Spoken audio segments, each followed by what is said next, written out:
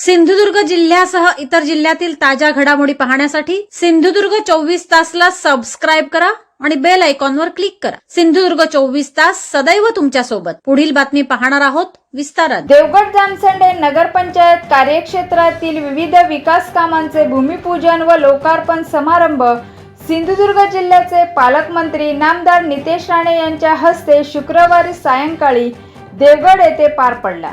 यात प्रामुख्याने पवनचक्की नजीक वैशिष्ट्यपूर्ण विशेष अनुदान अंतर्गत नगरपंचायत हद्दीत नमो उद्यान विकसित करणे, स्वच्छ महाराष्ट्र अभियान 2.0 अंतर्गत नगरपंचायतीकडे प्राप्त अत्याधुनिक सक्शन वाहनाचे लोकार्पण सोहळा पार पडला। यावेळी मंत्री राणे काय म्हणाले ते पाहूया। उद्यान व सक्शन व्हॅन च्या ह्या भूमिपूजन व उद्घाटन प्रसंगी मंचावर उपस्थित असलेले माजी आमदार सन्मान्य अजित गोपटे साहेब, देवगड जामसंडेच्या नगराध्यक्षा सौ साक्षी प्रभू मॅडम, उपनगराध्यक्ष सौ मिताली सावंत मॅडम, मुख्याधिकारी सौ गौरी पाटील मॅडम, सन्मान्य बाळा खडपे साहेब, स्थानिक नगरसेवक सन्मान्य बुवा तारीजी, सन्मान्य संदीप साटम, उपस्थित असलेले आमच्या देवगड जामसंडेचे सर्वच नगरसेवक, नगरपंचायतचे सगळे कर्मचारी अधिकारी, उपस्थित असलेले सर्वच भारतीय जनता पक्षाचे आमचे प्रमुख पदाधिकारी, उपस्थित असलेले सर्वच वडीलधारी मंडळी, बंधू भगिनींनो आणि माझे सर्व तरुण मित्रांनो, आज आपल्या देवगड जामसंडे शहरामध्ये विविध विकास कामाच्या भूमिपूजनाच्या निमित्ताने आज आम्ही सगळेजण इथे उपस्थित आहोत। नमो गार्डन ही अतिशय उत्कृष्ट अशी संकल्पना प्रत्येक शहरामध्ये नमो गार्डन बनवण्यात यावं, जेणेकरून शहराच्या नागरिकांना ते विविध उपक्रमासाठी आणि शहराच्या एकंदरीत विकासामध्ये भर पडावी या दृष्टिकोनातून शासनानेही सुरू केलेली योजना आणि आज आपल्या देवगड जामसंडेच्या त्या हक्काचं एक नमो गार्डन ची सुरुवात किंवा भूमिपूजन आताच ह्या निमित्ताने झालेलं आहे। येणाऱ्या काही महिन्यामध्ये जसं आपल्याकडे पवनचक्कीचं गार्डन आलं आणि त्याच्यामुळे देवगडचं एकंदरीत शहराचं अर्थकारणच बदलून गेलं, त्याच पद्धतीने ह्या नमो गार्डन आपल्या देवगड जामसंडेच्या शहराच्या विकासामध्ये निश्चित पद्धतीने हातभार लावेल असा विश्वास मी ह्या निमित्ताने व्यक्त करणार आहे। आमच्या मुख्याधिकारी मॅडम असो किंवा अन्य आमचे सगळे सहकार्यांनी अतिशय योग्य पद्धतीने या गार्डन संदर्भात नियोजन केलेलं आहे। सक्शन व्हॅन पण आता आपण इथे उपलब्ध करून दिलेली आहे। एकंदरीत या शहराच्या सर्वांगीण विकासासाठी ज्या ज्या गोष्टी लागतात, आपण या कुठल्याही शहरासाठी 18 प्रकारच्या नागरी सुविधा लागतात आणि ते आपल्यासाठी उपलब्ध करून द्यावे या उद्दिष्टाने हे विविध उपक्रम आणि कार्यक्रम आम्ही सगळेजण घेत आहोत। देवगड जामसंडे शहराच्या विकासासाठी जेव्हापासून ही आपली नगरपंचायत स्थापन झाली तेव्हापासून मी विविध उपक्रम आम्ही सगळेजण आणण्याचा इथे प्रयत्न करतोय। अन्य शहरांच्या तुलनेत आमचा देवगड जामसंडे शहर मागे पडता कामा नये।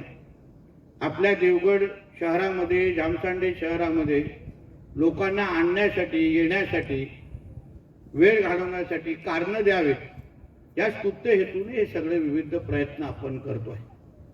आज पवनचक्कीच्या गार्डनामुळे आपण सगळेजण अनुभवतोय, खूप फरक पडलेला आहे। पर्यटक मोठ्या प्रमाणामध्ये येत आहेत, व्यापाऱ्यांच्यासाठी आर्थिक समृद्धीचे दालनं ह्या निमित्ताने उघडलेले आहेत।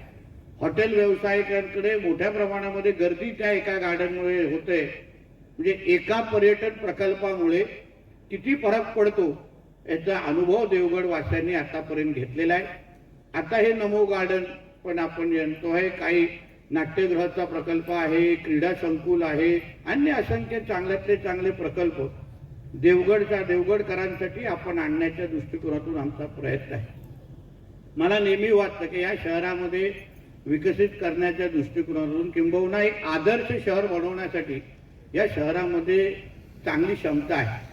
किनारपट्टीला लगत असलेलं आपलं देवगड जामतांडे शहर आणि त्या शहराला अगर योग्य पद्धतीने अगर आपण नियोजन करू शकलो तर मला विश्वास आहे की इथे मोठ्या प्रमाणामध्ये पर्यटनाची वाढ होऊ शकते. आपण कंटेनर मधला सिनेमा इथे सुरू केला, पवन चक्कीची गार्डन आणली, विविध उपक्रम आपण प्रयत्न करत करत हा प्रवास आतापर्यंत इथे आलेला आहे. मला या निमित्ताने आपल्याला सगळ्यात नागरिकांना विनंती करायची आहे की आपण या सगळ्या होणारा विकास हा आठवणीत ठेवला पाहिजे. कोण आपल्यासाठी प्रयत्न करतायत, कोण हे सगळ्या गोष्टी आपल्यासाठी आणतायत आणि योग्य लोकांच्याकडे अगर आपण ह्या नगरपंचायतीची सत्ता दिली तर मला वाटतं की ह्या देवगड जामसांडे शहराचा चेहरा मोहरा बदलल्याशिवाय आमच्यासारखे लोकप्रतिनिधी गप्प बसणार नाही, एवढं मी विश्वास आणि शब्द तुम्हाला या निमित्ताने देणार. मी जेव्हा इकडे काम करायला सुरुवात केली तेव्हा फार तळमळीने विविध उपक्रम राबवले, चांगल्यातले चांगले मोठे कार्यक्रम इथे आणले. आपण सरकारी पैसा किंवा शासनाची निधीच्या पलीकडे जाऊ ह्या शहराचं महत्व कसं वाढेल या दृष्टिकोनातून आपण पावलं उचलायला सुरू केली.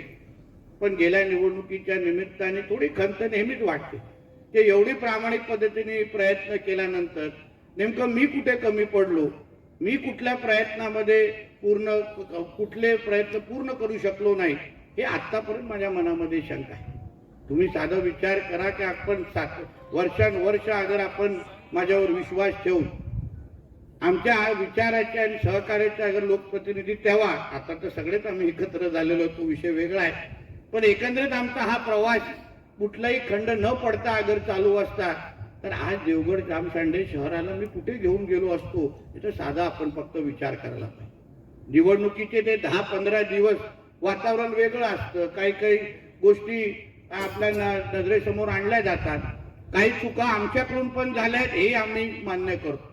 काही गैरसमज असो किंवा काही कारभारामध्ये कुठे ना कुठे पारदर्शकता नव्हती, काही चुका आमच्या हातातून झाल्या आणि म्हणून आमच्यावर असलेला राग हा चुकीच्या पद्धतीने निघाला आणि त्याच्यामुळे आपल्या शहराला मोठ्या प्रमाणावर त्याचं नुकसान झालं. आता 8-9 महिन्यावर निवडणुका येत आहेत. माझी अपेक्षा देवगड जामसांडे शहरांच्या वासियांकडून आहे की आज एक सुवर्ण संधी आहे. आपल्या देवगड जामसांडे शहराचा आमदार आज जिल्ह्याचा पालकमंत्री आहे आणि राज्यामध्ये कॅबिनेट मंत्री आहे. आपण सगळेजण नागरिक म्हणून याचा पुरेपूर फायदा घेतला पाहिजे. माझ्या शहरासाठी निधी आणण्याच्या दृष्टिकोनातून मी कोणावर विश्वास ठेवून माझ्या शहराचा सर्वांगीण विकास साधू शकतो ह्या बाबतीमध्ये विचार आपण निश्चित पद्धतीने करा अशी मी अपेक्षा व्यक्त करतो. कारण का शेवटी ह्या शहरामध्ये आपण योग्य पद्धतीने अगर इथे सुविधा उपलब्ध केल्या नाही, शहराचे महत्वाचे प्रश्न सोडवले नाही तर ह्या शहराकडे येण्याचा ओघ पण लोकांचा थोडा कमी होईल. आज असंख्य महत्वाच्या प्रश्नावर आम्ही सोडवण्याच्या दृष्टिकोनातून पावलं टाकलेली आहे. मी हे पाहिलं नाही की 5 वर्ष अगोदर लोकांनी मला नाकारलं म्हणून इकडचा विकास करायचा नाही, हे कधी पाहिलं नाही. मी एवढाच विचार केला की ज्या देवगडकरांनी मला नेहमी आशीर्वाद दिला, नेहमी प्रेम दिलं, त्यांच्यासाठी मी कधीही कमी पडता कामा नये हा विचार घेऊन मी आतापर्यंत चाललेलो. कधी स्वतःचा स्वार्थ आम्ही लोकांनी पुढे ठेवला नाही आणि म्हणून आपण सगळ्या जणांनी येणारे 5 वर्ष आपल्या सगळ्यांच्या दृष्टिकोनातून अतिशय महत्वाचे आहे. केंद्र आणि राज्यामध्ये एकच विचाराचं सरकार आहे.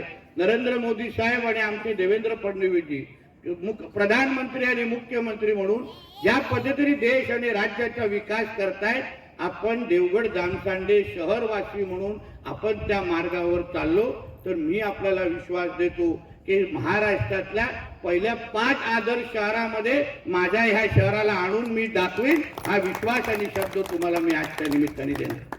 आता तर तुम्ही विचार करा, पाहिजे तेवढी निधी उपलब्ध होऊ शकतो, निधीमध्ये कुठे आपण कमी पडणार नाही. पाण्याच्या संदर्भात पण तो मेंटेनन्सच्या संदर्भात आपलं काम सुरू आहे. येणाऱ्या काळात कोर्ले सातर्डी धरणाच्या माध्यमातून तो प्रश्न कायमस्वरूपी पाण्याचा प्रश्न कसा सोडवता येईल त्या दृष्टिकोनातून आपण वाटचाल करतो. हक्काचं नाट्यगृह, क्रीडा संकुल, ग्रंथालय सगळ्या बाबतीमध्ये आपला देवगड जामसांडे कुठेही कमी पडणार नाही शहर म्हणून, हा विश्वास मी तुम्हाला ह्या निमित्ताने देणार आहे. आपण फक्त ज्या पद्धतीने आम्ही आपल्यावर विश्वास ठेवलात, आपण नेहमी साथ देतात, तसंच जेव्हा जेव्हा संधी भेटेल तेव्हा जेव्हा आमच्या कामासाठी खरी पोचपावती हे मतदानारूपी आशीर्वाद आहे.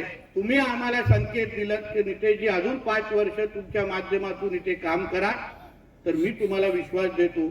आज सत्तेतला प्रतिनिधी म्हणून मी तुमच्या समोर इथे उभा आहे. सत्तेतला प्रतिनिधी म्हणून, एक आमदार म्हणून मी ते काम करतोय. ह्या शहराच्या विकासासाठी कुठल्याही पद्धतीची निधी असो, कुठल्याही पद्धतीची परवानगी असो, कुठेही आम्ही कमी पडणार नाही, हा विश्वास तुम्हाला मी आजच्या निमित्ताने देणार आहे. अजून 2 ते 4 भूमिपूजन आहेत म्हणून जास्त वेळ घेणार नाही.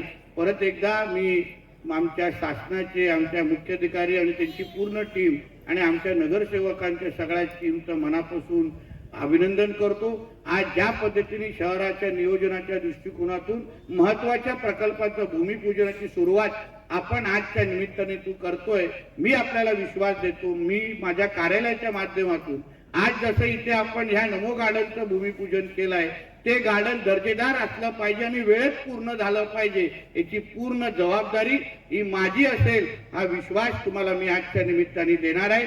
परत एकदा आपल्या सगळ्या जणांचे मी आभार मानतो. इथेच थांबतो. जय हिंद, जय महाराष्ट्र. सिंधुदुर्ग जिल्ह्यासह इतर जिल्ह्यातील ताज्या घडामोडी पाहण्यासाठी सिंधुदुर्ग 24 तासला सबस्क्राईब करा आणि बेल आयकॉनवर क्लिक करा. सिंधुदुर्ग 24 तास सदैव तुमच्या सोबत.